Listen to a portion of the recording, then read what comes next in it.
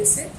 आज मैं एक नया वीडियो लेके आई हूँ और होम्योपैथ प्रिस्क्रिप्शन में आपका स्वागत है और आशा करती हूँ कि अधिक जानकारी के लिए आप इस वीडियो को शुरू से लेके अंत तक देखते रहिए और जितना हो सके लाइक, सब्सक्राइब एंड शेयर करिए। तो आज का टॉपिक जो है वो होम्योपैथ से रिलेटेड है। तो बहुत ही सिंपल सा टॉपिक, जैसे कि how to manage during pregnancy and delivery by homeopath way. तो ये मतलब आज का टॉपिक है कि हम मतलब प्रेगनेंसी के समय हम क्या क्या मैनेजमेंट होम्योपैथ मेडिसिन के द्वारा कर सकते हैं अगर कोई साइड एंड सिम्टम्स अगर आता है तो। अब देखा जाए कि प्रेगनेंसी कोई रोग नहीं है, ये एक ऐसी मातृत्व की देन है जो कि हर औरत गर्भ धारण करती है तो वो एक उसकी लाइफ बदल जाती है। और समझिए कि ये एक औरतों के लिए एक नया जन्म होता है। आप इसको रोग की तरह ना लिया जाए, ये एक मतलब जीवन का एक बहुत उत्साह वाला पार्ट है। तो आप इसको मतलब मैनेज हम कैसे करें होम्योपैथ द्वारा।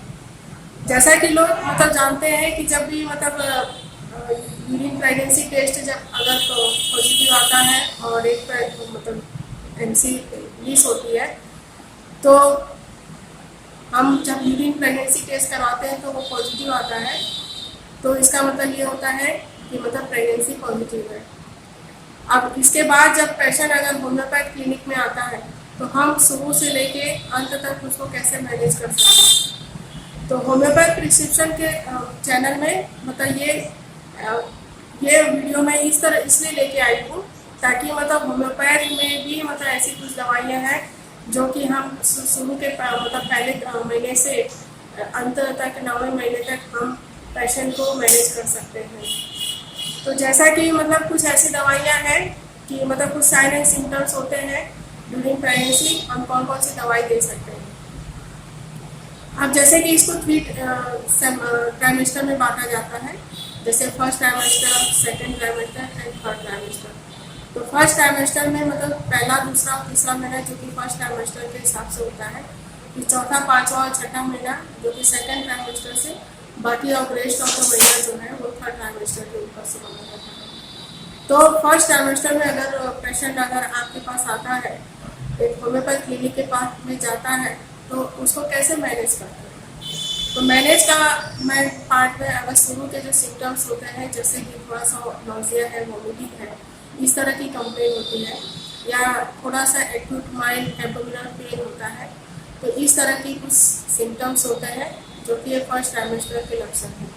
सेकेंड ट्राइमेस्टर की तरफ जाते हैं तो चूँकि एब्डोमिनल का जो मतलब ग्रिप है, जो मतलब एब्डोमिनल बहुत ज़्यादा मतलब बढ़ने की वजह से थोड़ा सा यूरिन और रेक्टम में थोड़ा सा प्रेशर पड़ता है और इसी वजह से कुछ ऐसे सिम्टम्स आते हैं जो कि सेकेंड ट्राइमेस्टर की तरफ में थोड़ा सा कॉन्स्टिपेशन की शिकायत होने लगती है और थर्ड ट्राइमेस्टर की तरफ में कुछ यही प्रॉब्लम कुछ ज़्यादा क्रिएट हो जाती है। तो हाउ कैसे हम मैनेज करते हैं। तो फर्स्ट ट्राइमेस्टर में अगर कुछ जैसे वॉमिटिंग जैसा सिम्टम्स अगर आता है शुरू के तीसरे महीने तक, तो हम इसको मतलब एक कई होम्योपैथ दवाइयाँ हैं जो कि हम अगले उसमें बताएंगे, क्योंकि नंबर ऑफ दवाइयाँ हैं तो हम लक्षण के हिसाब से उसको बताएंगे, तो वो मेरा नेक्स्ट वीडियो में आएगा। अब चूँकि कुछ और दवाइयाँ हैं जो कि ड्यूरिंग द प्रेगनेंसी में कैसे मैनेज करते हैं, जैसे आर्निका। अब आर्निका नाम की दवा जो है ये पेल्विक सोरनेस के हिसाब से है और उसमें कुछ अगर आफ्टर डिलीवरी के समय भी आर्निका दवा अगर देते हैं तो मतलब कोई भी पेल्विक इंजरी के चांसेस कम हो जाते हैं और कुछ भी मतलब दिक्कतें नहीं आती है। अब दूसरी नाम की दवाई जो है ये क्लोफाइलम है। क्लोफाइलम जो दवाई अगर किसी की फैमिली मतलब पेशेंट की अगर मतलब पहली हिस्ट्री या प्रीवियस हिस्ट्री अगर कोई मतलब यूट्राइन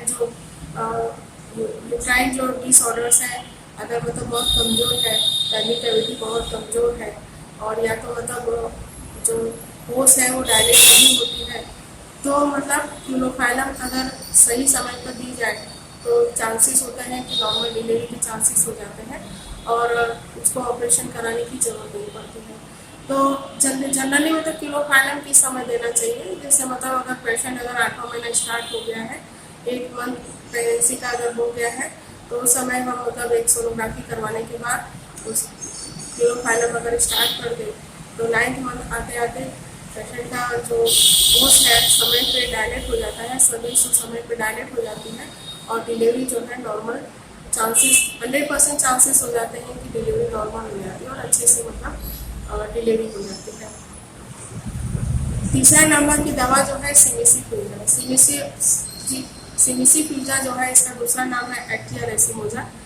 ये नाम की दवा जो है पेशेंट को सही समय पर देने पर थ्रू आउट द प्रेगनेंसी और आफ्टर द डिलीवरी पेशेंट को कोई भी मतलब दिक्कत नहीं आती है। तो कभी कभी पेशेंट जो है फर्स्ट ट्राइमेस्टर और सेकंड ट्राइमेस्टर में अगर कुछ ऐसी कंप्लेंट करता है फॉल्स लेबर लाइक पेन, जैसे कि मतलब अभी डिलीवरी आ जाएगी और लेबर पेन जैसा दर्द उसको हल्का हल्का महसूस होने लगता है, तो उस समय हम जो है सिमिसीफ्यूजा नाम की दवा अगर दी जाए तो मतलब पेशेंट को काफ़ी रिलीफ हो जाता है और कम से कम उसको फियर ऑफ प्रेगनेंसी मतलब डिलीवरी का मतलब प्रेगनेंसी का उसको फियर होता है। और ख़ास करके जो फर्स्ट चाइल्ड बेयरिंग लड़कियां हैं जो कि मतलब पहली बार माँ बन रही है, तो उनको अगर फियर अगर होता है तो हम सिमिसीफ्यूजा नाम की दवा देंगे। अगर उस समय अगर मतलब डिलीवरी के समय अगर कॉन्स्टिपेशन की शिकायत होती है मतलब प्रेगनेंसी के समय और कॉन्स्टिपेशन की वजह से हेमोरॉइड्स भी होने लगता है, तो हम एक ही दवा जो माइंड में आती है जो कि नक्सोमिका है। तो नक्सोमिका नाम की दवा जो है ये वॉमिटिंग को भी रोकती है और मतलब कॉन्स्टिपेशन और हेमोरॉइड्स बनने से भी रोकती है। तो जिसको बहुत ज़्यादा 4th मंथ के स्टार्टिंग में अगर मतलब बहुत कॉन्स्टिपेशन की शिकायत अगर प्रेगनेंट लेडी की होती है तो हम नक्सोमिका दे के उससे निजात पा सकते हैं। अब आगे जो दवा है कार्बोवेज। कार्बोवेज जैसे वुमेन्स है बहुत टायर्डनेस फील करती है और कुछ गैस्ट्रिक अपसेट वाली प्रॉब्लम होती है, बार बार पेट में गैस वगैरह बन जाना या गिटार वगैरह आना या ब्लोटेड महसूस करना और सांस लेने में थोड़ा सा दिक्कत होती है, तो हम कार्बोवेज नाम की दवा जो है प्रेगनेंसी के समय दे सकते हैं। ये भी बहुत अच्छी दवाई है।